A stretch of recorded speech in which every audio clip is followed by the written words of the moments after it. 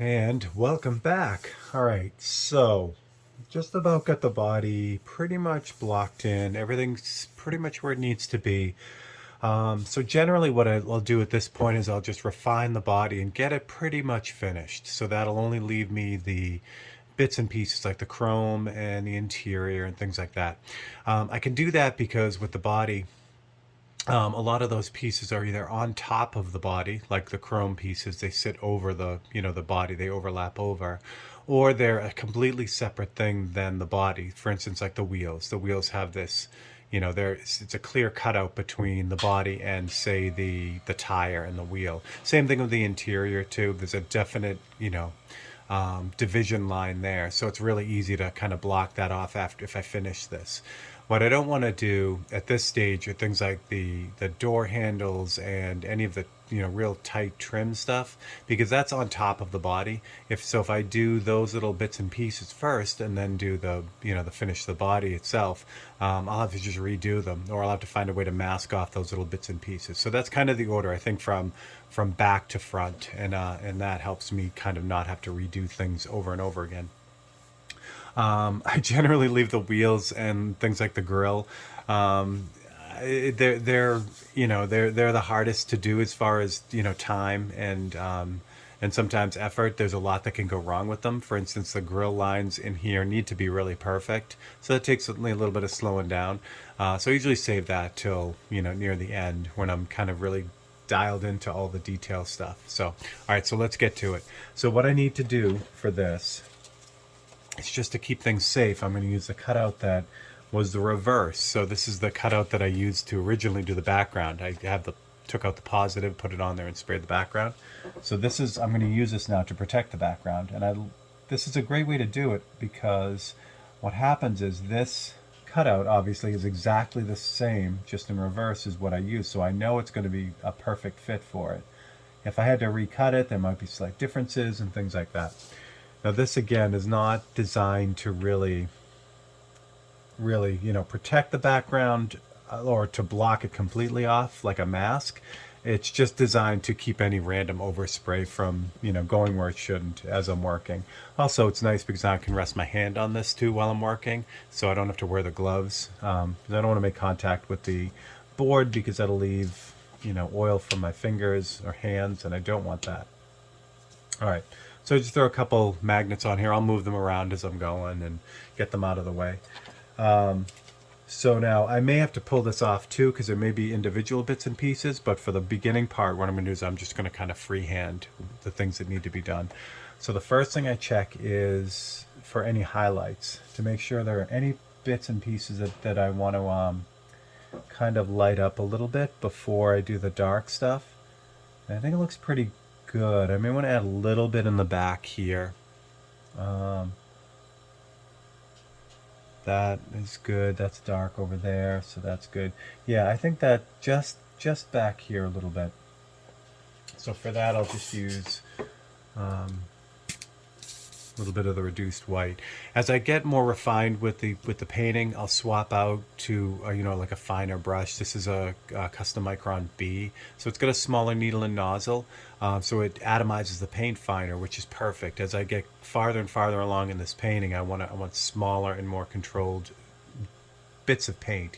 I really want it atomized fine, so I can get not only small details, like real tight details, but also flawless fades too, and that's really what a small airbrush does. A lot of people kind of assume that a detail airbrush like this is just for doing really small lines and really tight details, but for doing fades, it's amazing because it really atomizes that paint to an almost imperceptible level. So as you do in these fades, they're completely seamless. So even if you don't do a ton of detail, a good detail brush is always nice to have in your arsenal. It'll really just kind of pull everything together. For this, I try to stick with the 1-to-1 mix as much as possible. I know this bottle doesn't really show it, but it's written on there. So this is one part 40, I'm sorry, there we go. One part 4011 and one part opaque white, the new opaque white. All right, so get some of this in here. I only need just a couple drops because I'm just lighting up this back section. I'll zoom you guys in on this. Let's see where we're at here. yeah, just this back corner here, just to give it a little bit more. And I am going to kind of move the magnets around just to kind of, oops, not like that. There we go. Just to kind of really make sure I don't get anything on the background. And also this little dark section here, I want to block that off too. So that I can do with a template. I'm not overly worried about getting that.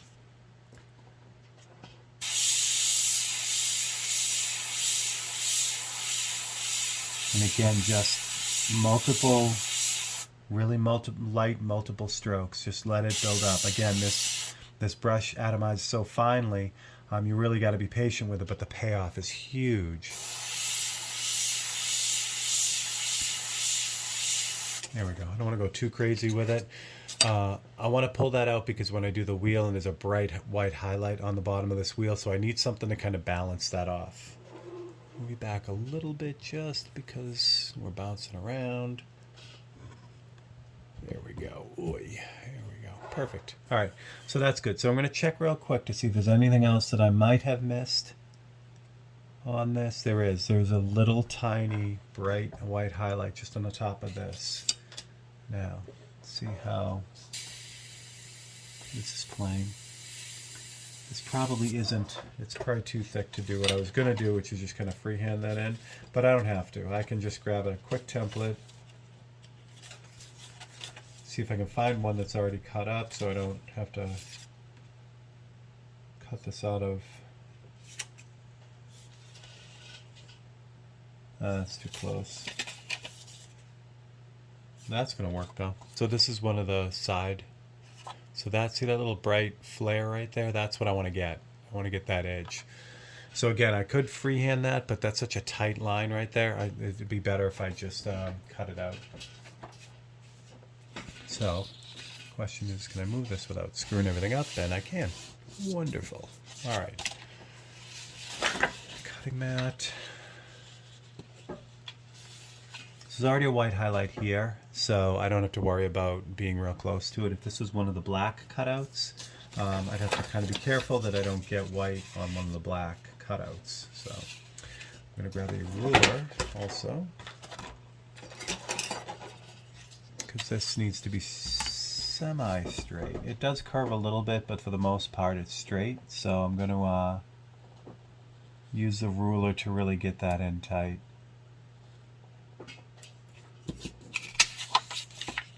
And it's a fade, it's like a flare.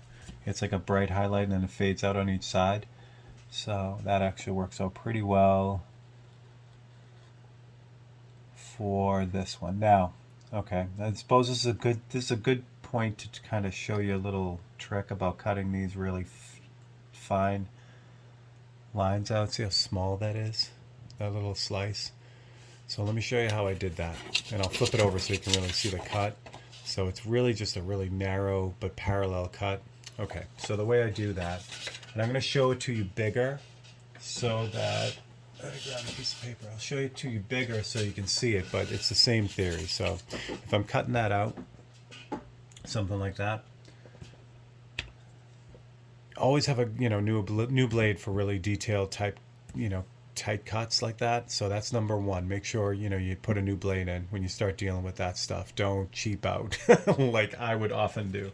All right, so say I needed to cut that out. So what I want to do is, the first cut is easy because it's just a line. So use the ruler and just make, again, it's almost like the same theory as airbrushing. Instead of trying to just nail it with one slice, just really gently just kind of go over it a few times and let the blade do the work, and that will create that first cut. Now for the second cut, now I could do this really, really close. This is the whole point of this, but I'm going to move this away just so you can kind of see it. So for the second cut, this is where it gets interesting. If you try to just dig that in and drag this across, you're going to kind of pull the paper and it'll be all wobbly and you won't get a really nice cut. So for the second cut, you almost have to be even more gentle with it. And what I do is I tilt the blade up a little bit more. Then that gives the blade a little bit more bite.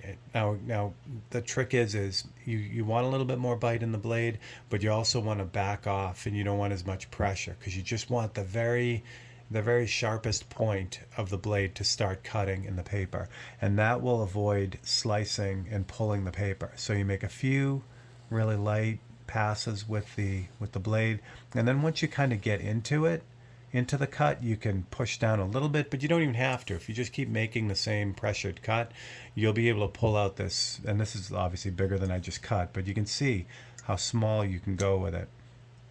And you'll get really clean parallel cuts. Again, the danger is when you put that first cut in and then you start with the second cut and it's really close, what'll happen is this, and I hope you can see this. Let me zoom in so you can. What'll happen is the paper will move, and that second cut, see how it slid into the first cut? It's just it just gets smaller and smaller till it disappears. So that's what happens. If you push really hard, the blade will just fade into the other cut, and then you'll get this, you know, like angled cut, and, you know, not parallel. And that's, you know, I mean, sometimes you want that, but if you're trying to go for like a parallel line, that's not going to work. And then you can't fix that. You know, I mean, if you're that close, you try to, you know, continue on that cut where it faded, and the blade's always going to want to follow that, you know, that wrong cut into the other one. So there you go. So there's your parallel line trick. Again, it comes down to patience and just kind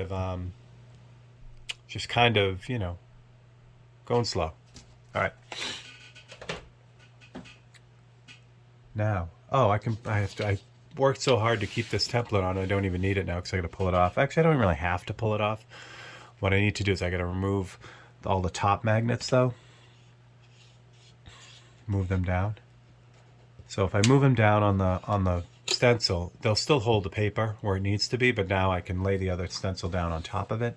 And again, I really only need this little piece right here. So if this doesn't want to sit correctly, then I won't be lazy. I'll pull off all the magnets, just because the magnets are holding the paper up here and they can sometimes distort it, but sometimes I can get away with it. Like now, this will work.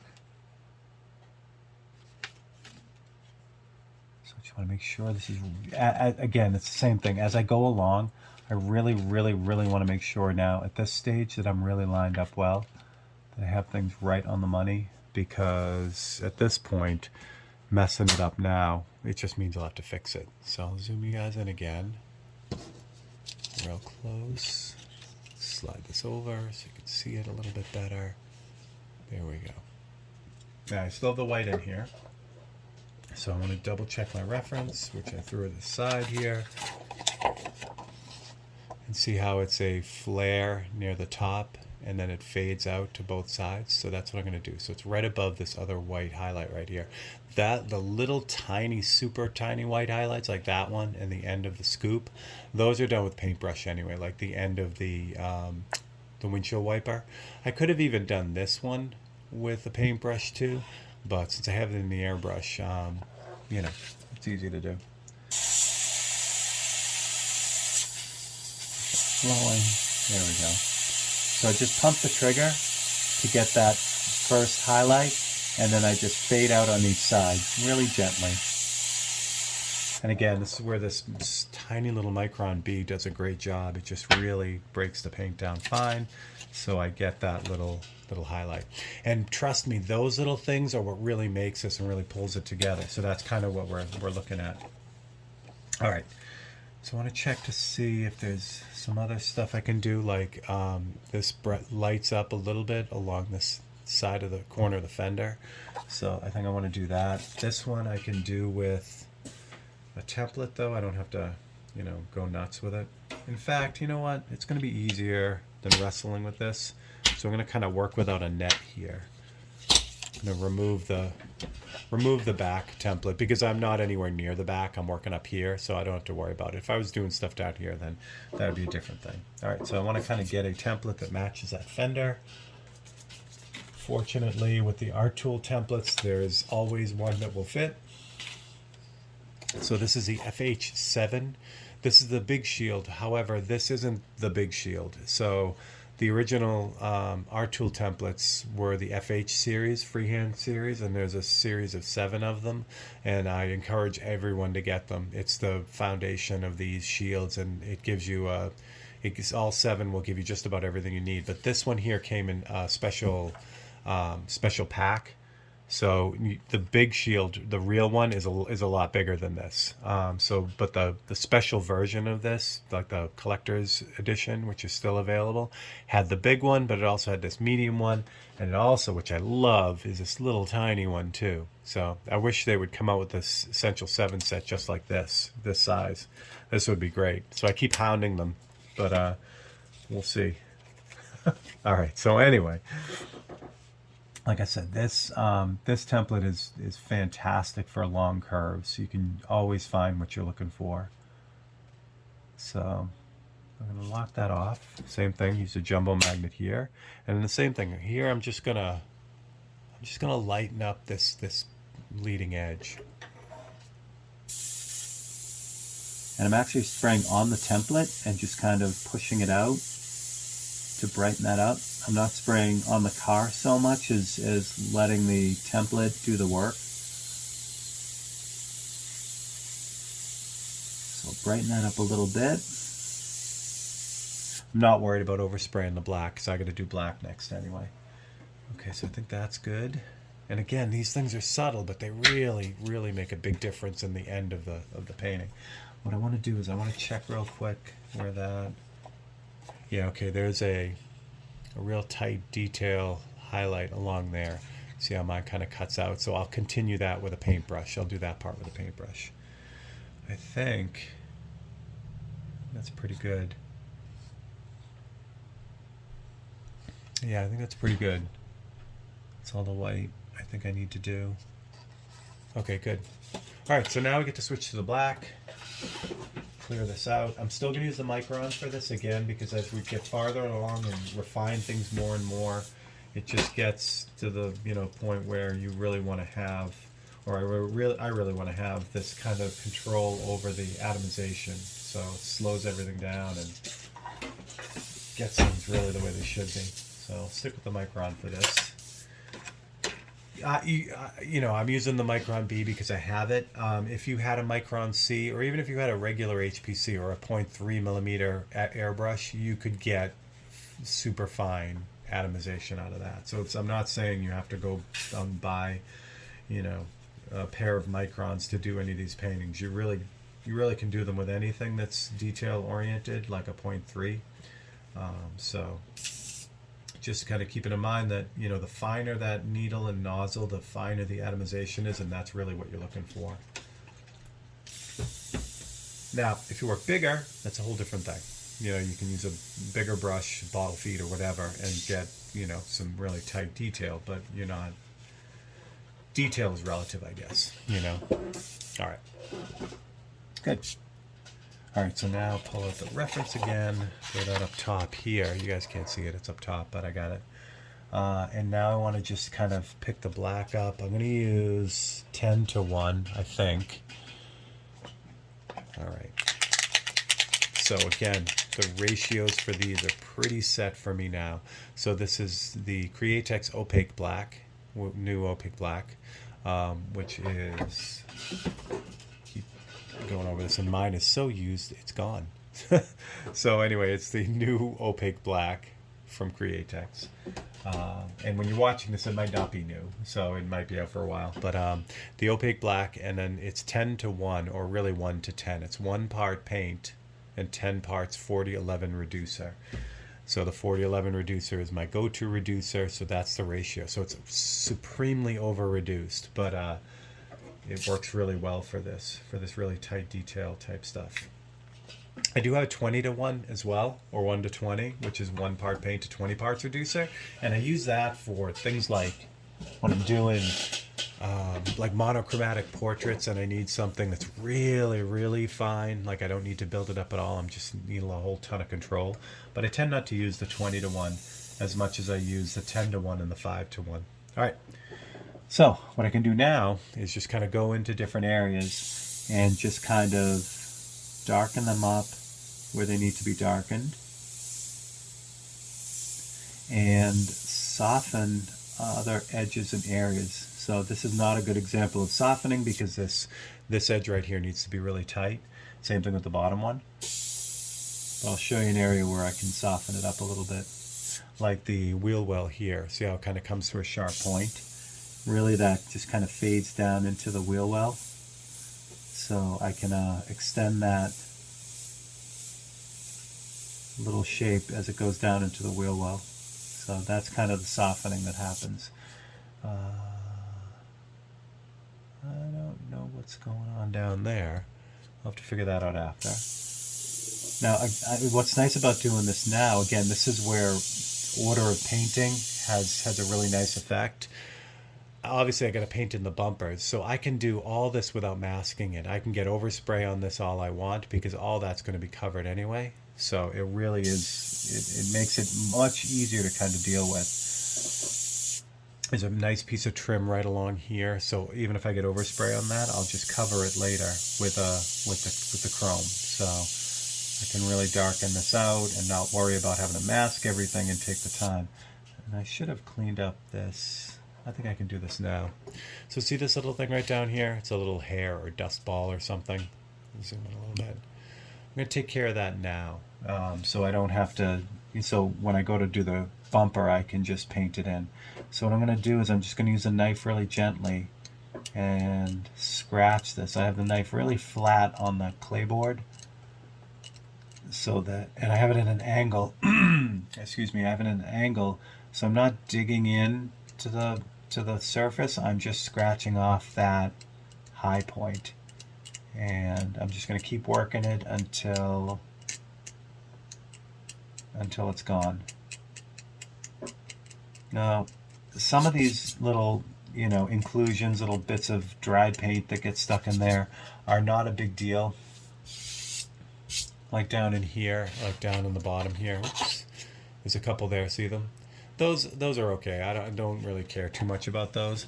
But right here in the corner of the bumper, that's going to be like really, clear. There's not going to be really anything going on there. So you'll be able to see that. So I don't want, I really don't want that. So now's a good time to get rid of it. What I really should have done, if that was in the base coat, I should have got it when it was way back in the base coat. But it's okay. There's another one right here that I'm debating on pulling. See it right there? If I do that, though, that's a bigger repair. Depends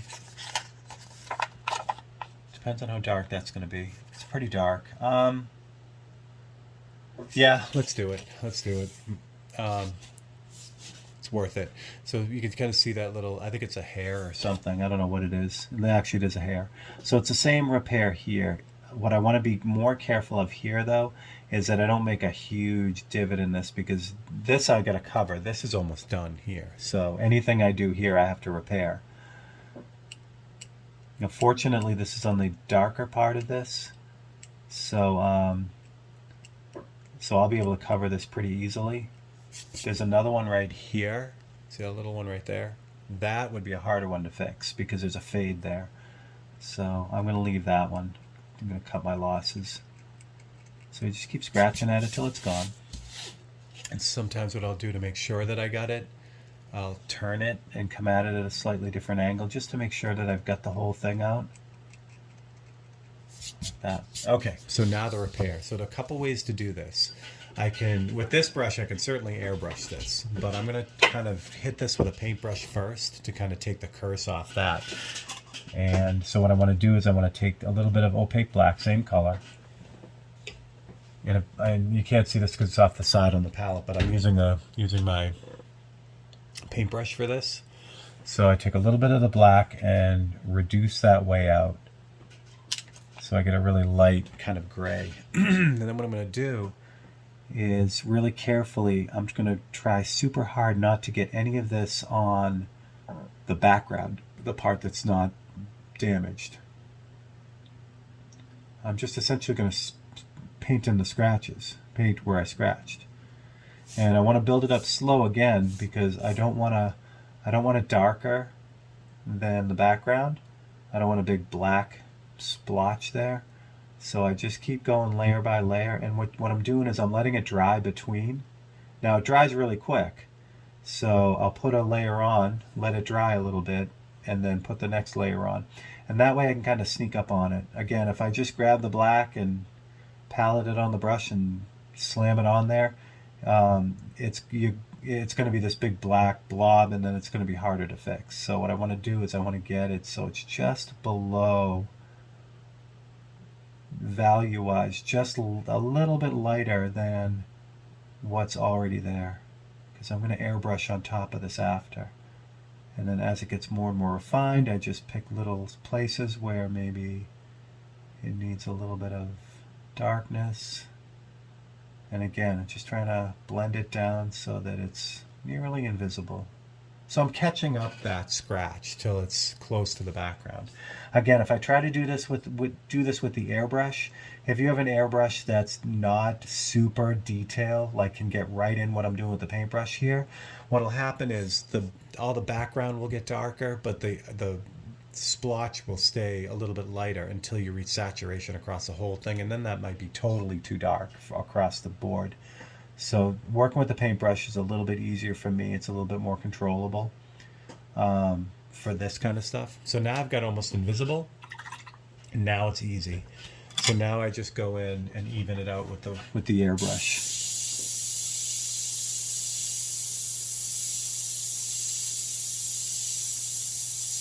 And there's still a little bump there, but I'm okay with it. It also has a different sheen now. That little repair, it's hard for you guys to see it, but there's a difference in sheen from where I scratched in the original surface of the clayboard, but that's okay too. When I go to spray the whole thing with satin at the end, it'll even everything out and you won't see it. So yeah, okay, that's good. There is still a little bit of a bump there, but I'm not going to worry about it. That's fine. That's much better than it was. All right, I'm back you guys out a little bit. So now I just kind of keep going. So I grab reference material again, and what I'm looking for is, darker areas like in the front here and, along this reflection, and I'm just kind of pulling those back out.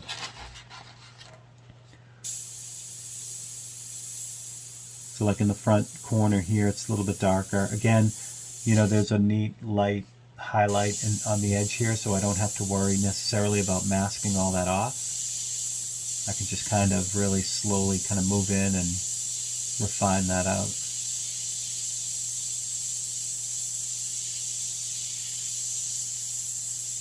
But when I say this brush, that like a real detail, like a tiny brush, really atomizes fine, it really atomizes fine. And this is, like I said, that's exactly what I want. I really wanted to really kind of just breathe that paint on here. I want to make really micro adjustments to these reflections and tie them together and remove any weird overspray that might have popped up. Little fixes like the very back corner. I'll show you this before we end this episode. See how the back corner has that little hitch in it right there? So I can take care of that too. Now, there are a couple ways to do it. I could do it the same way with the paintbrush. I could just go with the paintbrush and clip that little extra bit off. But I can also do it with the airbrush. So I just want to find a template corner or an edge or curve that will just give me that. See how I kind of rolled it up on the corner here, and now all that's showing is the little offensive part. So it's the same thing as what I did before. I'm actually going to be spraying on the template, and the overspray is going to do the job of fixing that. So I'll spray on the template and just let it kind of overspray out. I'm going to slide it in just a hair and do the same thing. So what I've done by lining it up and spraying it first, the same thing. I took the curse off it. Now that I've got the curse off it, I'm going to back it up a little bit and just clip the whole edge. So this will blend everything together. Being real conscious of the background, I don't want to leave a dark splotch. So when I get the corner fixed like that, what I'm going to do, I've got the corner fixed. So now I'm just going to back off a little bit and just kind of very lightly fade that whole area so that you don't see the repair. You don't see a black blob right there. But when I pull this off, now that's really nice and clean and it's all set. So that is what this stage is. So as we finish up here, well, we're not finished up. What I'm going to do now that I've done that kind of explaining, when we come back on the next episode, I'm going to finish all the refining of that. So we'll use the black all over this. And now that I don't have any real repairs to do, I'll just be able to concentrate on that on the next episode. So that is where we're at. All right. So thank you for hanging out for this half hour. If you have any questions on what we kind of did today or of any of the other episodes, just drop them in the comments. If you liked it, please click the likes and subscribe, and click that bell icon and follow me. And we'll see this painting all the way from the very, very beginning to the very, very end. So if it works out, I'll also get the framing done on this too, in this series too. So you guys will literally see it from shrink wrap to hanging on the wall. So, all right, I'm Steve Leahy. This is the Chevelle painting. Thanks for hanging out with me, and I will see you in the next episode.